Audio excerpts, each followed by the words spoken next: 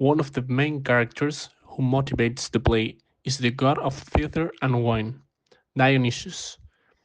In this comedy, he seeks to bring back a poet from Hades. After reaching the underworld, he acts as a judge between Aeschylus and Euripides to decide who is the best and who will leave the realm of the dead with him. It is worth noting that this god has two distinct origins in mythology, but they converge in considering him a twice born god who unites the divine and the mortal, life and death in a single being. The classical origin narrates his premature birth after the death of his human mother, Semele, after seeing the power of Zeus, his father, who sues him to his tithe so that he will be reborn, while the Orphic version narrates how the god, in his infancy, is devoured by the Titans, leaving only his heart, which is filled with life by Zeus, giving him a second birth.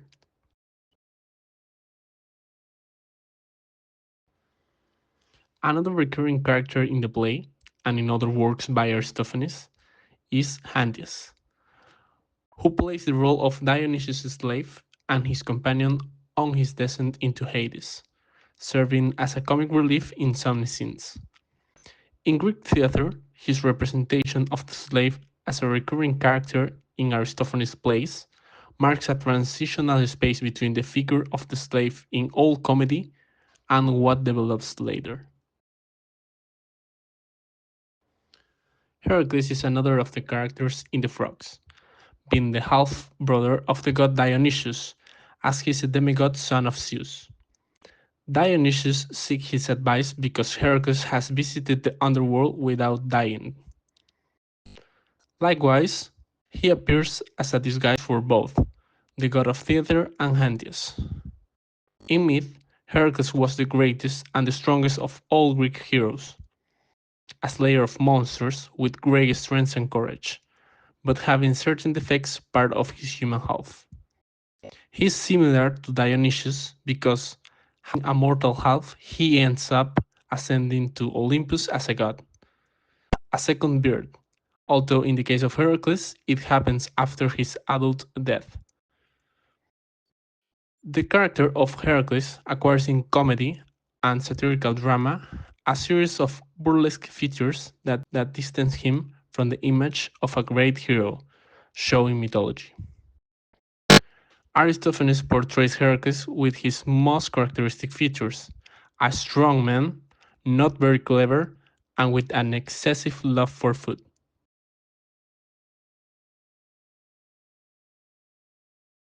Aeschylus is one of the poets who existed outside of myth and who died before Aristophanes produced his play The Frogs. In the play, he competed with Euripides to be chosen by Dionysius.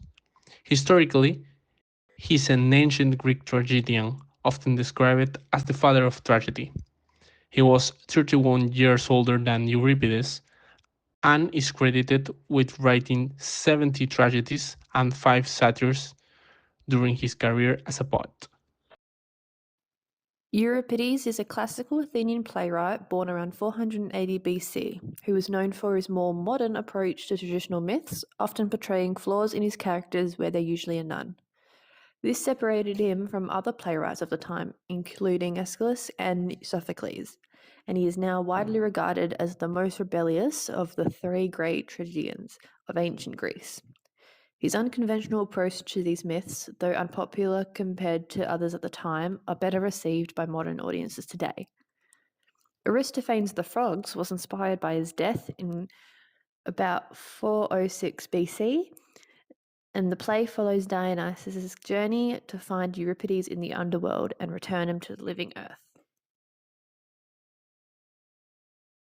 Charon is the child of Erebus and Nyx. He acts as the ferryman of the underworld, transporting souls of the dead across the rivers of the underworld. In popular culture, he is most often seen crossing the river Styx. In the play, Charon takes Dionysus across the river, however, does not allow Xanthias aboard the boat as he is a slave. He makes Dionysus row the boat across the river himself while listening to a chorus of frogs. Aeacus is the son of Zeus and the nymph Aegina. In death, he went on to the underworld where he became one of the three judges to assist Hades in overseeing the dead and their fates because he was seen to be such a just ruler in life. In the play, Aeacus is seen as a doorman and a faithful servant to Pluto. Upon opening the door to Dionysus, we see Aeacus' disdain for Heracles, believing Dionysus to be the famous hero. Pluto, more commonly known as Hades, was the fourth child of Cronos and Rhea, and the oldest of his brothers, Zeus and Poseidon. However, he was the last brother to be regurgitated by their father, making him both the oldest and the youngest. After the gods came into power, Hades was given the realm of the dead, known as the underworld, to rule over. Ancient Greeks would refer to the god as Pluton, the wealth giver, from the connection of minerals and metals that can be found underground, as they hardly ever used his name Hades. This other name also draws connection to precious metals found underground, with his other associations as a god of wealth and abundance. In the play, Hades, referred to as Pluto, informs Dionysus that he may take the winner of a theoretical competition between Euripides and Aeschylus back to Earth.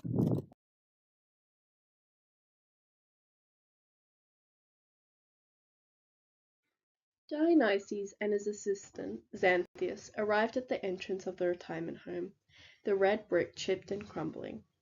Dionysus was hesitant to knock on the door. He raised his hand, but waited. Xanthias egged him on, encouraging him not to worry.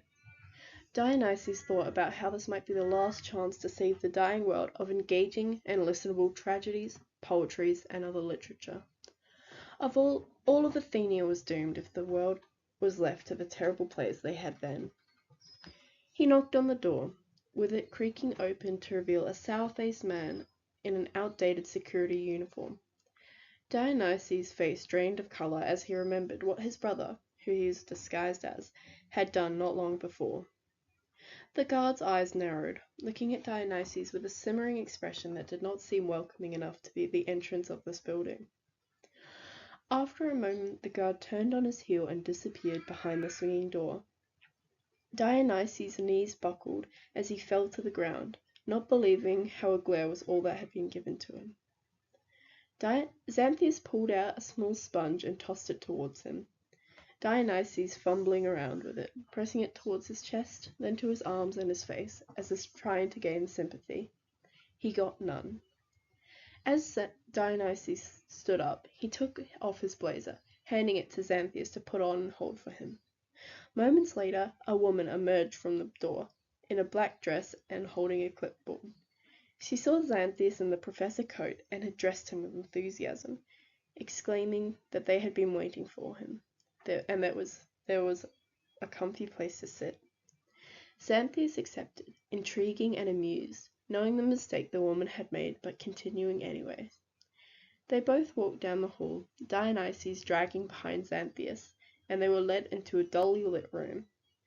The smell clung to the two men, like something overripe and stale. The quiet trace of morality showed its head. The scent of bodies growing older, of breathing slowing down, filled the room. Dionysus spotted him, sitting in a corner, the possible savior of tradition and everything that was right in the past, the great writer Euripides. He walked up to him and knelt down. Euripides did not acknowledge Dionysus. His time for writing had come to an end, not by his own choice, but by the choice that was forced upon him by time. Dionysus would not accept that the one chance that Athena had was sitting in a corner of a retirement home, collecting dust. There were so many great ideas that would never have been said or heard. The badgering and pleading of Dionysus convinced Euripides that his time was not up. He had a chance, that time would not make the best of him. As Euripides stood up, ready to share his last ideas, they were interrupted by a strong voice, who was also not ready to take his last breath and let his last idea die with him and Athens along with it. Euschylus, another once renowned poet, pled his case. that Dionysius would have been a fool to choose Euripides and share his ideas, and he was clearly the right choice. Dionysius was now faced with a choice: to bring back one of the two men in hopes of restoring literature, poetry, and tragedy to the standard it once was. Ultimately, he chose Euryalus, valuing his wisdom and the strength of his political vision for the future of Athens. Despite Euripides' cleverness and capability, he was once left again to cover dust, all the possibilities left to wither away with him.